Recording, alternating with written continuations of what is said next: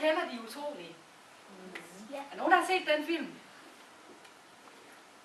De Utrolige, det er jo sådan en superheltefamilie. Og superhelten over alle superhelte, det er faren. I har næsten set, hvor han er simpelthen rødstærk. Det er der, hans styrker er. Han har mange kræfter. Og i filmen, der bliver han sendt ud på en hemmelig superheltemission. Men hele hans familie bliver nødt til at træde til og hjælpe ham, for ellers så kan han ikke løse det. Og heldigvis så er det sådan i superheltefamilien, at de har alle sammen forskellige superheltekræfter. Pigen, hende er her, hun kan gøre sig usynlig. Og så har hun ting mere, hun kan. Hun kan nemlig skabe sådan nogle kraftfelter rundt omkring sig selv. Lave sådan et beskyttende bobleskjold. Så det er super godt. Drengen, der er ved siden af, han er lynhurtig. Han kan løbe stærkere end nogen anden i hele verden. Det er hans superheltekraft.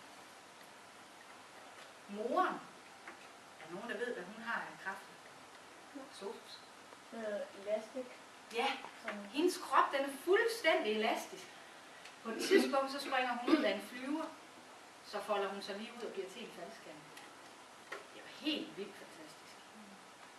Og da de fik den lille baby, ham I kan se over moren, der troede de faktisk ikke, at han havde nogle superheltekræfter. Men det viser, at det havde han.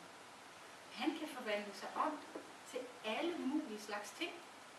På et tidspunkt, der er der nogen, der kidnapper, snupper ham og vil tage ham væk. Så laver han sig om til ild, så de ikke kan holde fat i ham. Og så slipper han fri. Så han kan lave sig om til alle mulige forskellige ting. I har også jeres superheltekræfter, jeres styrker.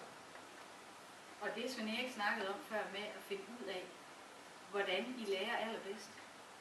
Det kan man godt sige, det er en slags styrkometer, hvor man finder ud af, ikke om man er elastisk eller kan gøre sig usynlig, men om hvor man har sine motorveje op i hovedet til, når man skal lære. Så det skal vi til at finde ud af nu.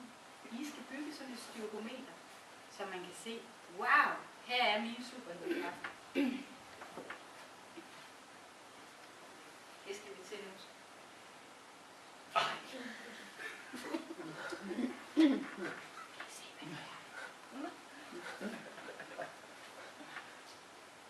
Og vi skal bygge det i Lego. Alle børn skal lige om lidt snuppe sådan en flade her. Og så skal I gå afsted sammen med jeres mor og far. Kan I se, så hænger der en masse små billeder på tavlen med 4 farver på. Der er altid en blå og en rød og en grøn og en gul på skilten. Så skal I sammen med mor og far læse de ting, der står der. Og hvis I synes, at der er noget af det, der passer på lige præcis jer, så skal I gå op og hente en klods, der har den farve og sætte på. Og det kan godt være, når jeg står og læser herovre på, at jeg tænker, både den blå og den grønne passer faktisk på mig. Så må man gerne tage både en blå og en grøn og sætte på sin plade.